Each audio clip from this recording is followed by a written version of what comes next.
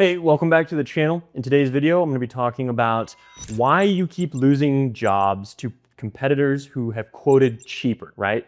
Now, what I want to talk about in this video is that 9 times out of 10, homeowners are not deciding based on price, right? However, that is what they're going to tell you, right? Oh, you guys are just a little too expensive. Oh, we're looking for different quotes, right? To find someone cheaper, right? But most buyers do not actually think only about price, right? Obviously, everyone wants a good deal, right? And we're going to be talking about how to make it feel to the homeowner like they're getting an exceptional deal, because obviously that's what we want them to feel. We want them to feel like they have a deal that they can't pass up on, so that way they close a deal with your company, not another one. But most people are not just looking at the quote and going, yeah, this one's 8,000, this one's 7, this one's 6. I guess we'll go with the $6,000 one, right? The one that looks like that's $6,000, it might just feel like the best deal to them. But if you can make your $8,000 quote feel like the best deal, even though it's more expensive, you're going to get the quote, right? You're going to get the job. So let's break this down. I want to show you how our clients do this. Because if you don't know who I am, my name is Hunter Larson. I'm the co-founder of Second Take, and we help home service businesses scale beyond $10 million a year. And we've made our clients a little over $17 million in the last 18 months. So everything that I'm going to be sharing with you today is what our top home service clients do. This is not just me making shit up, right? This is all based on experience that our clients have in the real world, right? Selling across from the kitchen table. I'm just passing down the lessons that they've learned to you so that way hopefully you can implement them into your business and close more deals and make more money. So let's get into it. So the very first thing that I want to bring up is that most of our clients that don't have success with advertising are not following up properly. Okay, so I want to break down what follow-up actually means, because I think there's two misconceptions with it when it relates to follow-up. And the first one is that it's annoying to prospects. Think about it this way, right? If you have something that the homeowner wants, right? So let's use an example. Let's say you build fences, right? And they don't have a fence, right? Following up with them is showing them that you have what they want and that you care enough to talk to them about it, right? So if you don't follow up, they will forget about your company and they'll go with someone else, right? And if you truly believe that your company is the best at what you do, you are doing them a disservice not to follow up with them, right? So make sure that you follow up, right? Call them after the quote's sent out, call your leads, et cetera, okay? Now, the other misconception about follow-up, though, is that it's not necessary to close a deal, because if someone wants your service, they're just going to close anyway, right? And that could not be further from the truth, because most people, right? Think about how you buy, as an example, right? Unless it's like a something that you can impulse purchase, 9 times out of 10, you need to talk to somebody to see if that's to get the confidence that you need, right? Anytime you bought anything expensive, you wanted to talk to someone. Imagine go to a car dealership, you can't talk to anyone. You can't ask any questions. There's no one to help you pick the right car for you. There's no one to help you through the financing process.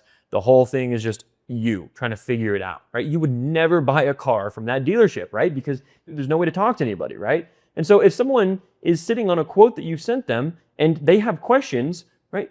They're not going to call you, right? That's crazy to think that most of their prospects are going to call you to ask those questions. No, right? They're just going to get another quote, right? With a company that feels like they can answer their questions more thoroughly than you did, right? So it's extremely important as well that you follow up for that. Now that we have talked about why follow-up is so important, right? And address some of the reasons that a lot of people don't do follow-up, I want to talk about how to do it correctly. All right, so the first thing is that we need to call them fast, and we need to call them enough, okay?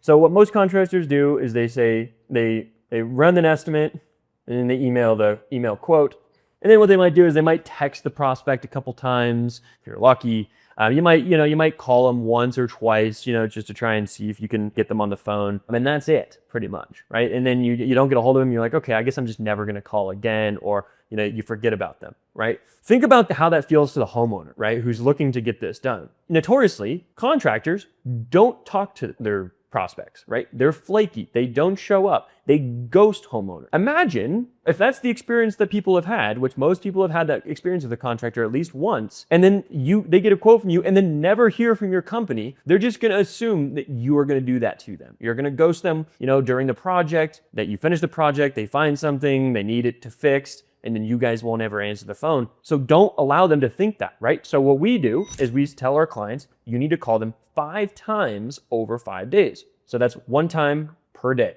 right? Call them 5 times over 5 days after you've sent a quote, right? right? After maybe it was a no close, right? At the appointment, right? But you need to be calling them 5 times over 5 days because you want to be showing them that you are responsive, you're thinking about them, that you're going to be there for them throughout the whole process. And if you do get them on the phone, that's where you start to say, okay, cool, let's answer any questions. Let's go through this quote together, make sure that it feels good for you, any adjustments that need to be made, etc. Right? And you can't do that if you only call them once, right? Because you probably aren't going to get hold of them on that first call, which is why we need to call them over and over again. So that way they have the best chance of reaching somebody at the time that they're, available to talk. So the next thing is when we have leads, you're not calling enough. So let me tell you a quick story. So we have a client, they're doing about $4 million a year, and we noticed that their close rate was quite low. And the appointment setting process seemed weirdly low percentage of leads that were actually coming in and scheduling appointments. And so we asked him, we were like,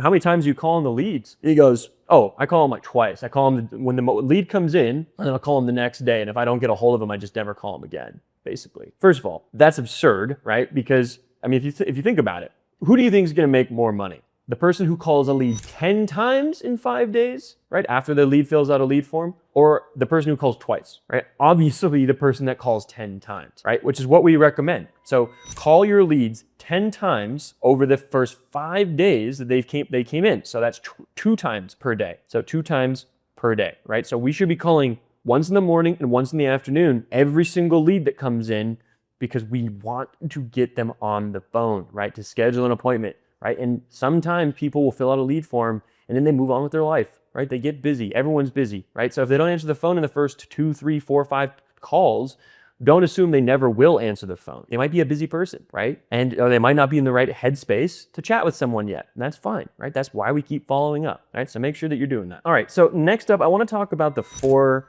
reasons that most homeowners don't buy, right? Because a lot of homeowners are not buying based on price alone, right? They're gonna buy on one of these 4 things, right? Or all of them sometimes. So the first one that they won't buy is having a weak estimate, okay?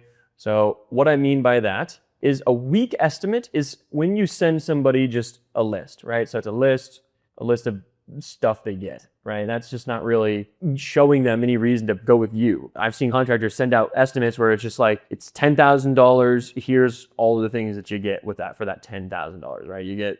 We're going to have to buy saw blades. We're going to blah, blah, blah, blah, right? They just add a whole bunch of shit to this estimate, which is just crazy, crazy work because first of all, to a homeowner, that doesn't mean anything, right? If you haven't explained to them where all of the pricing comes from, then it's just gonna be a bunch of questions. I'm like, well, why is it this price? And if they don't know that, right, they're not gonna call you and figure it out. They're not gonna be like, hey, why is this quote the way it is? Usually they're just gonna go find someone who's cheaper because they don't understand why you're $10,000 and why this other guy's $8,000, right? So we need to make sure that as we're estimating, we show them and explain to them every single dollar of that estimate, right? Where does it all come from? How much is labor? Why is it this price, et cetera, et cetera.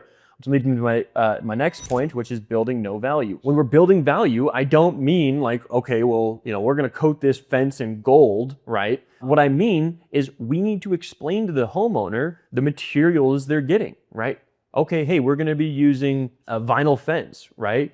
Well, okay, cool. So does the last guy, right? The last guy is using vinyl fence, right? Instead, what we need to talk to them about is we're gonna build out of this special vinyl that holds up to hail damage much better. It doesn't fade, it doesn't crack in the sun, right? This is a UV protected vinyl. And then instead of just telling them that that's the material you're gonna use, explain to them why you want to use that specific material, right? So for an example, let's say you build fences in Colorado here, which is where we live. We get a lot of sun here in Colorado, right? And so one of the big problems that homeowners have with their fences is that they start to crack and fade really quickly, right? So instead of just saying, yeah, so here's what we're gonna do, you say, okay, cool. And now, homeowner, the reason that I want to use this is we live in a sunny, beautiful state of Colorado, and we need to make sure that we use a material that's going to stand up. So that way you get the benefit of your fence for many, many years to come. And I would hate to see you, in 5 years, come back to me saying, hey, my fence is cracking. We need to get it replaced again,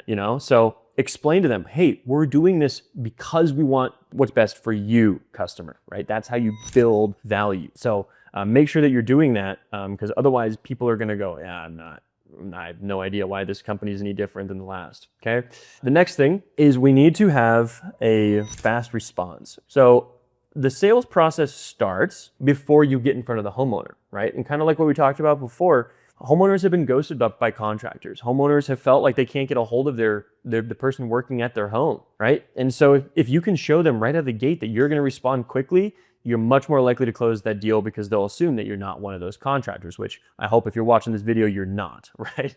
Hopefully you are actually getting on the phone with your prospects. Okay, the last one obviously is follow-up, or I should say poor follow-up, and it should say slow response. So again, talking about the follow-up, it's again, one of the reasons that homeowners don't purchase. They forget about your company. They assume that you aren't going to be responsive to them, right? And they're just not going to buy from you, right? They have questions, they don't get them answered because you never followed up with them. They're just going to go with someone else. So make sure that you have these 4 things in your estimation process, because otherwise, yeah, you're just going to end up wasting a ton of money on advertising. And you're always going to be left going, okay, none of these leads are closing, right? So you need to make sure that every single one of those is rock solid. All right, so the last thing I'm going to talk about in this video is selling on logic, not emotion. So you've likely heard this before where, you know, some sales trainer, if you've done that, tells you that you need to sell on emotion, don't sell on logic, right? But I want to explain I want to give you like a little bit of a metaphor here on why this is so important. So typically,